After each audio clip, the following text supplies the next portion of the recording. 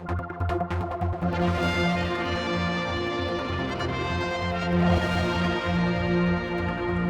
I'm talking to the Chief Forester, Kevin Groom, and it's really about the TT and the changes. It came up in conversation the other day when we were filming one of your trucks going under Braddon Bridge. This in itself is new because you'd normally have units within the TT to be ready. This news is that you don't have that anymore. What else is changing because of I presume these are cutbacks, are they? Right, first and foremost, Paul, this is my 32nd TT, and I've seen a number of changes throughout our operational requirements over the last 32 years. This year has brought some significant changes to how we're actually going to provide our resources across the island when the roads are shut for both practicing and racing. Previously, we used to have a fire appliance inside the TT course that used to cover all the risks within the course that it could reach by metal roads. This year, you're quite right in saying that due to the financial position that not just ourselves but all of Isle of Man government find themselves in, we've had to make some very critical decisions, and one of these decisions is that there will not be a fire engine inside the TT course when the roads are shut for practicing or racing. What we now have to do is we have to place a heavy reliance along using the access road, and you put some footage on yesterday on we're running it again now, I think, which will be good, and that is very critical. That if that road, which we place a heavy reliance upon, becomes blocked or obstructed, or there's a vehicle breakdown, then my officer, who will be working alongside the clerk of the course, Mr. Guy Thompson, for the fortnight, will be placing a hand on his shoulder and saying you're going to have to immediately stop the practice or the race to allow a fire engine to either use the course to access it to the inside, or indeed if we have an incident on the TT course itself. So that is a significant change for us. And you've got that okay from them already? I mean, that's in place, is it? You literally can pick the phone up and the races or the practice will have to stop so you can get access? Very much so. It's not a case of picking the phone up. We position a senior officer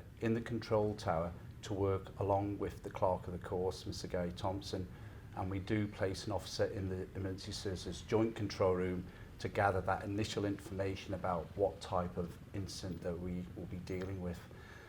As you can imagine, we have a service order that's reviewed yearly, and we also work with our other partners within government to ensure that if we need to use the access road, Department of Infrastructure people know there's a fire engine coming through. We obviously have to liaise very closely with the ambulance service as well, who has priority coming in and out. So logistically, we have to be very, very aware of what this means, and I think it's right that the public are very much aware of what this means to them. Because I mean, there's a lot of traffic on that road anyway. I mean, with the lights and everything, you could be waiting even if just a couple of minutes. That'd be too long, would it? You would just say, no, we're going to go across the course, we need to stop.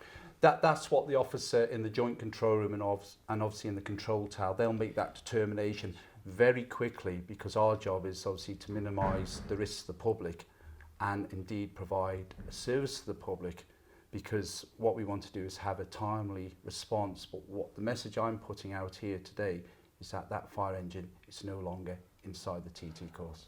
You have a presence at the grandstand. We've seen that from many times in the past. Is that been affected also with your cuts? No, fortunately, we provide a fire crew under the terms and conditions of the petroleum licence that's issued by the Office of Fair Trading.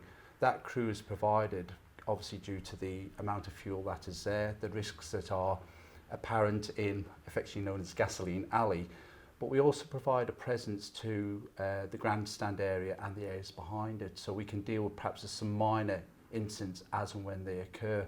And I think it's a great public presence to have. There's that reassurance, which obviously is captured both nationally and globally, that the Isle of Man Fire and Rescue Service officers are there supporting this safe event, which will hopefully take place over the next fortnight.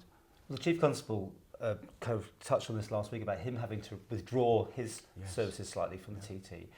This is the same sort of thing that's coming out of your department, and this is before the next round of cuts, right? Very much so, and this is a clear message coming from myself as the Chief Forester. This is what I believe, the green shoots of the challenges that are facing both the Department of Home Affairs and also the Isle of Man government.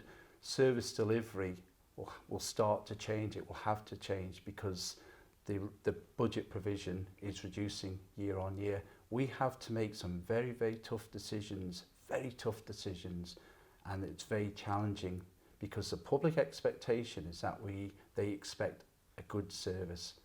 And certainly now we have to look at everything we do, why we're doing it, can we do it differently to be able to maintain a delivery of service to the community of the island. Really difficult times this, Paul. I can't be any stronger in my views at this time over that. I mean, putting it into layman's terms, everyone remembers Summerland as one of those things where every pump, everyone was having to go there. Yeah. Would that be the sort of line in the sand that you just cannot allow the Minister of Home Affairs to cut your budgets any further than that? You know, Jim Watson can't go below a certain level, or is that what you're fighting against? As the Chief Officer, I'm fighting against a point that I believe we've reached now, and that point is that I don't want to see fire stations being closed, and I don't want to see significant numbers of my staff not being available to me. Now, whether that's through a natural process or indeed a redundancy progress, as a Chief Officer, I'm doing my best, and every day is a challenge to be able to maintain